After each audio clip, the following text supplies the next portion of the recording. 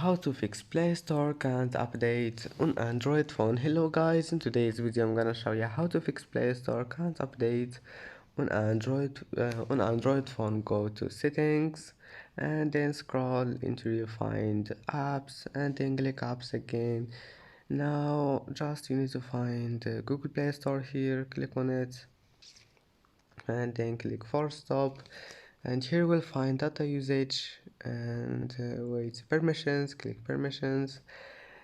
Now we need to allow all of those here and then go to storage, clear cache, and if that doesn't fix your problem, just go back here and then clear data, and then your problem must be fixed. And that's it for today's video.